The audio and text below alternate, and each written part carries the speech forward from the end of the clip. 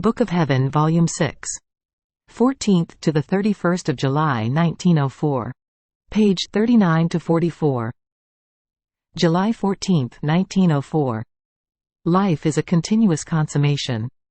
My days are becoming more and more sorrowful because of the almost continuous privations of my adorable Jesus. I myself do not know why I feel my soul, and also my body, being devoured by this separation. What a consuming torment! My only and sole comfort is the will of God, because if I have lost everything, and also Jesus, this holy and most sweet will of God alone is in my power. Also, feeling that my body too is being devoured, I flatter myself that it will not take too long for it to melt, because I see that I feel it succumb, and therefore I hope that one day or another the Lord may call me to Himself and end this hard separation. Then, this morning, after much struggling, oh, how much! He came for just a little and told me, "My daughter, life is a continuous consummation.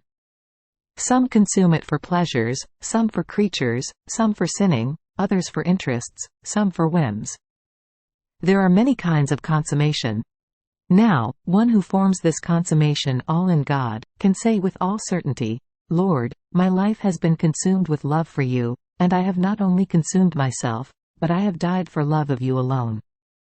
Therefore, if you feel yourself being consumed continuously because of my separation, you can say that you are dying continuously in me, and that you suffer many deaths for love of me.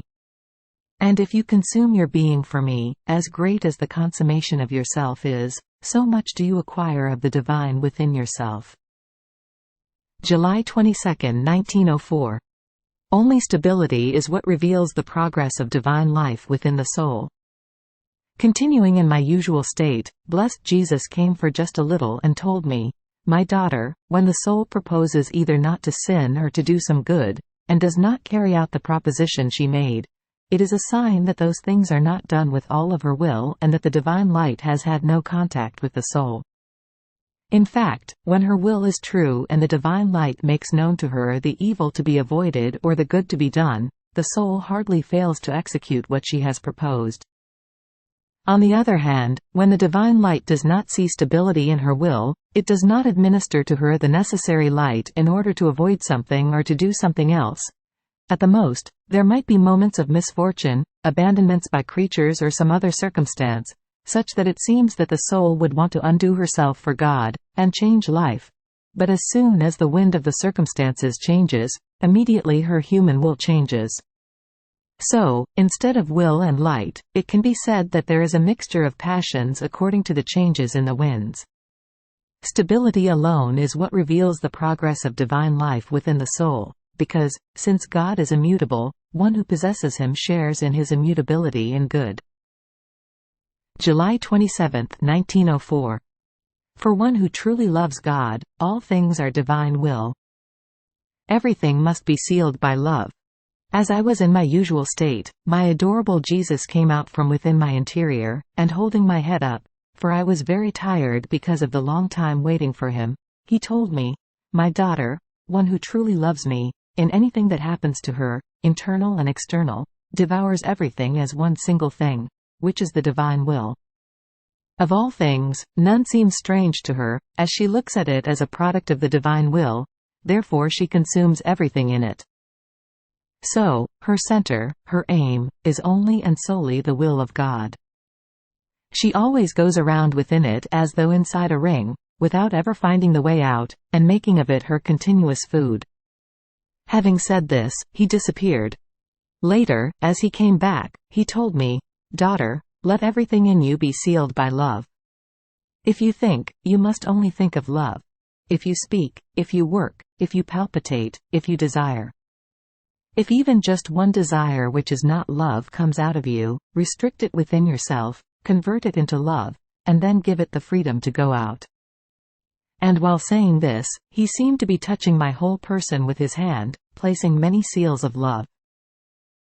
July 28, 1904.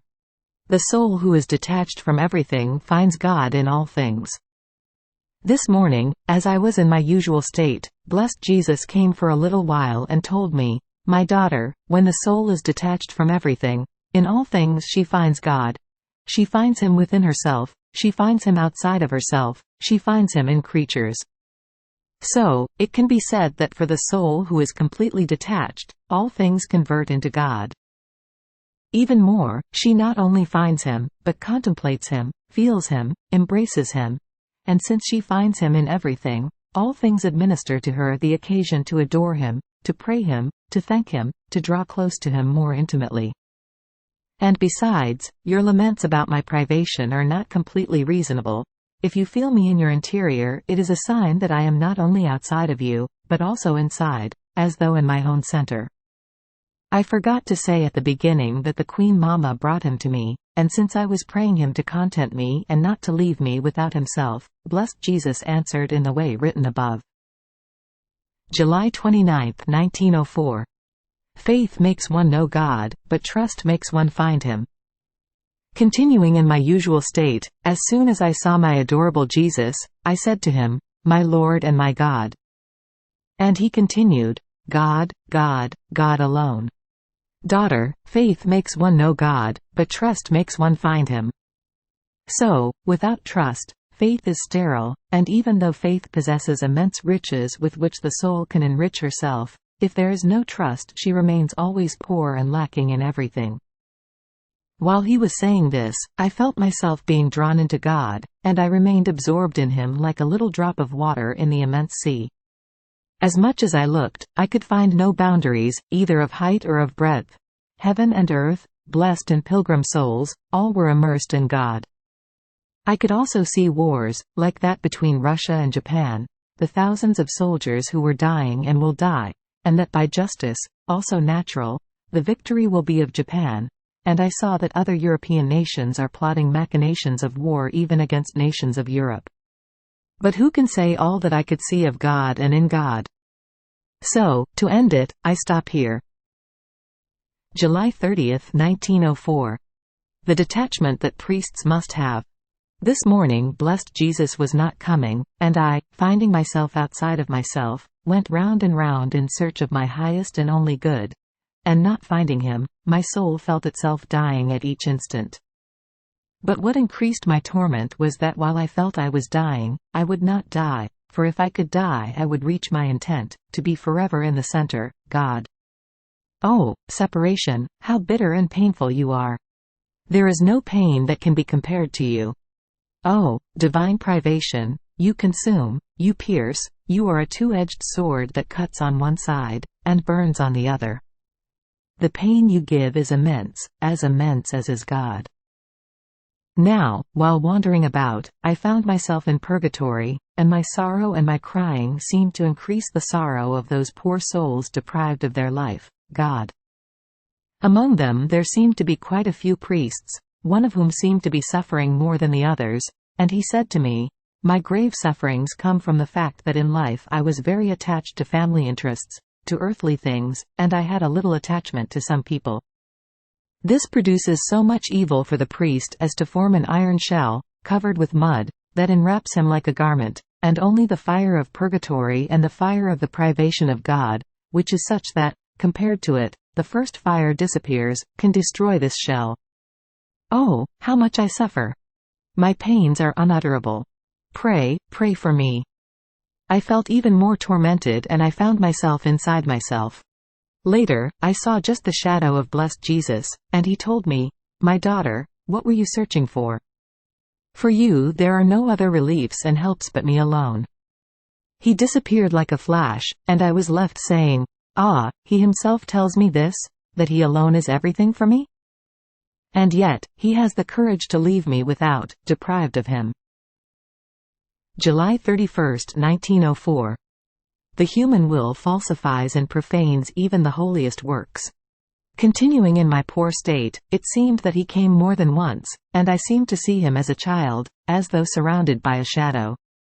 He said to me, "My daughter, don't you feel the freshness of my shadow? Rest in it, for you will find refreshment."